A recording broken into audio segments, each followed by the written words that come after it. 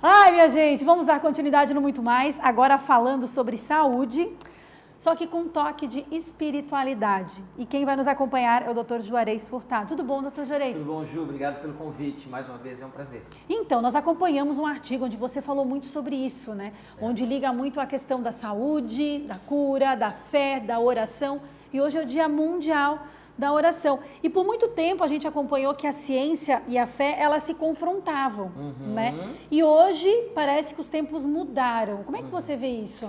Então, por uma questão de divisão de poderes, inclusive até Isaac Newton ali, havia um consenso digamos, a ciência e a espiritualidade caminhavam juntas. Só que depois de um tempo isso houve essa separação. Sim. Tu sabes que há mais ou menos uns 100 anos começou uma mudança de paradigma. Até então a gente vivia num paradigma material newtoniano, cartesiano, onde a gente achava ou pensava que tudo na vida seria material e físico, estrutural.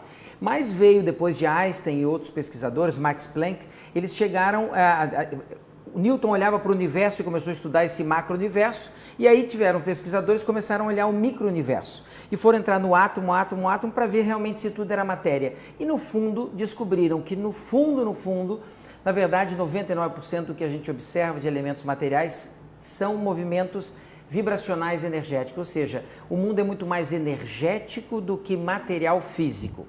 E aí é que a gente entende aonde a fé, a oração, onde o olhar, o cuidado e o olhar com relação a essa espiritualidade ou até o bem-estar emocional nosso afeta.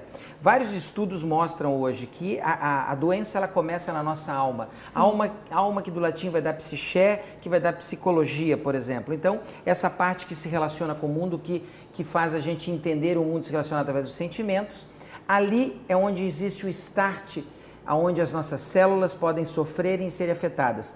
Por um bom tempo, acreditava-se que as células em si, ela gerasse a capacidade de estar saudável ou de adoecer, ou seja, era só a genética, a visão genética, mas depois de um tempo surgiu, há uns 17 anos, o estudo da epigenética, onde a gente percebeu que o mundo ao redor pode mexer, ligar ou desligar genes dentro de mim que vão causar doença ou não.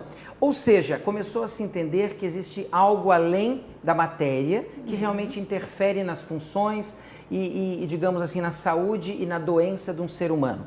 Até, gente, é importante nós enfatizarmos, porque hoje em dia, com tantas patologias, com tantas situações, a própria Sui estava aqui conversando comigo, eu já conversei com ela entre tantos outros assuntos, assim, onde a gente fala muito sobre as doenças que afetam a mente, né, das pessoas. Isso está muito, é até ruim falar dessa forma, mas está muito em alta hoje em dia, está demais. Né? As pessoas estão muito doentes, mas é pelo fato de muitas situações estarem acontecendo.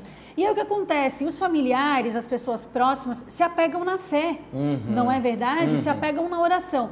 Você já ouviu falar quantas vezes, eu tenho certeza, você que está me assistindo, que né, algum conhecido seu estava no hospital acamado, com alguma patologia, alguma situação, e aí alguém, não, vamos fazer corrente de oração, que isso vai dar certo. Eu passei isso na minha família.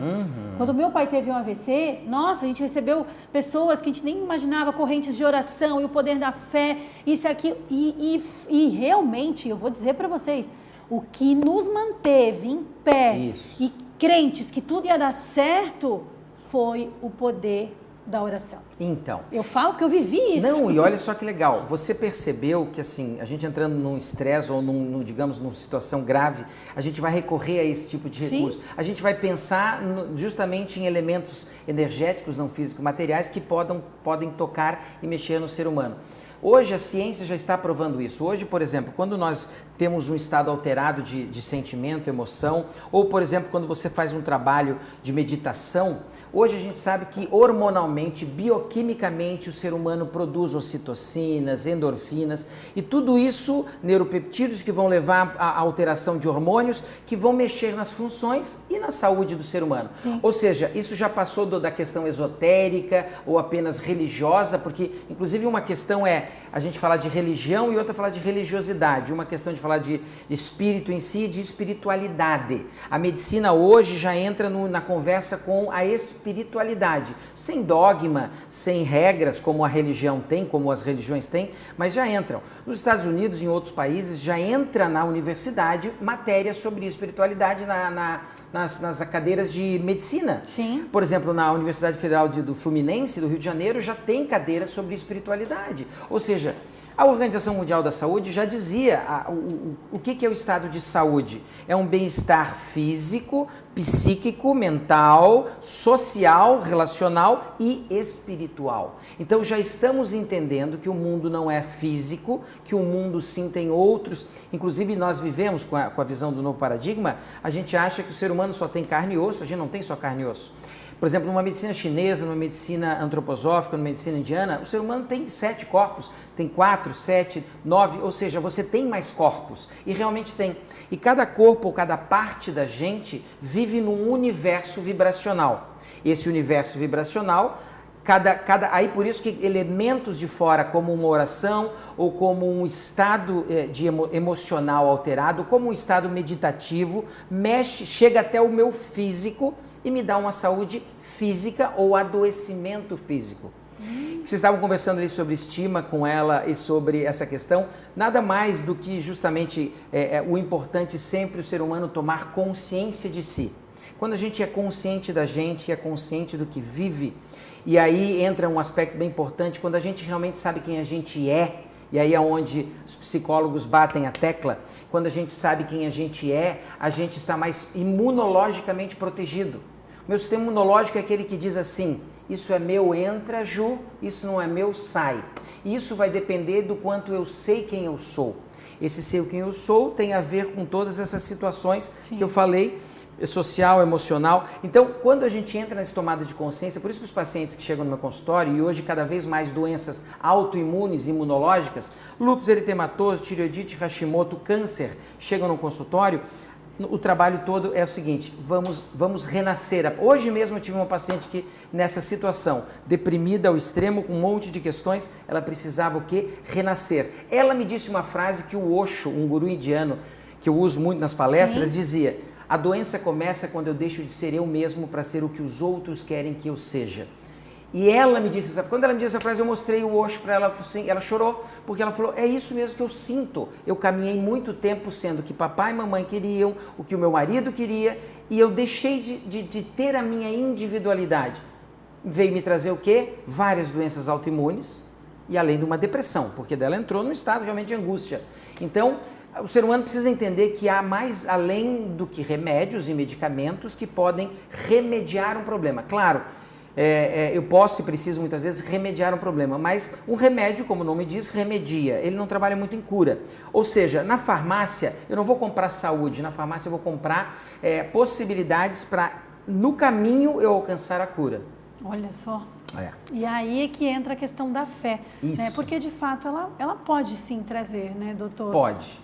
Quando eu tenho fé ou quando eu acredito, lembra que eu estava falando para você ali, a oração, inclusive, normalmente a gente faz uma oração pedindo algo. Com esse novo olhar do paradigma da física moderna, quântica, a gente sabe que quando eu fecho o meu olho e eu penso em algo, o meu cérebro não sabe se aquilo está acontecendo ou não, e endócrino, psicamente, alterações vão acontecer no meu corpo. Ou seja, uma oração, ela não deve ser de pedido, uma oração já deve ser de agradecimento por algo que eu quero que aconteça e irá acontecer à medida que eu entro nessa frequência chamada gratidão, que está próxima do amor e próximo da paz, que hoje já tem estudos mostrando quando eu entro nesse estado de gratidão, isso até me arrepia, porque eu vejo isso no consultório direto, eu tenho pacientes lá que desenvolvem relações interfamiliares e que levam ao adoecimento. E quando elas começam a fazer o tal do Ho Oponopono, por exemplo, sinto muito, me perdoe, eu te amo, para um pai que tratou ela mal, para um marido que está tratando ela mal, Ju, é semanas para essa pessoa voltar e me dizer, Juarez, essa pessoa mudou. Eu mudei e essa pessoa mudou. E aí o que acontece? Equilíbrio físico, psíquico, saúde, o que vocês falaram ali. Então assim, a fé realmente ela é um instrumento maravilhoso. Eu fiz uma entrevista esses dias num outro canal e levou-se uma criança onde ela foi uma prova viva do quanto a fé realmente ajudou ela a se curar. E hoje já tem estudos, já tem matéria em faculdade falando que realmente isso não é mais um papo esotérico e nem de cunho só de igrejas. Isso já é uma coisa que entra na ciência. O fato é, nós precisamos, ali como eu falei no início, ser gratos ao Papai do Céu, agradecer todos os dias pelo simples fato de estarmos aqui. Obrigada, viu, doutor? Adorei. Nossa, amei. Espero que vocês aí de casa também tenham gostado. O Muito Mais com Jupavan de hoje vai ficando por aqui. Agradeço a companhia de todos vocês. Fiquem com Deus, um beijo no coração e até amanhã. Tchau, tchau.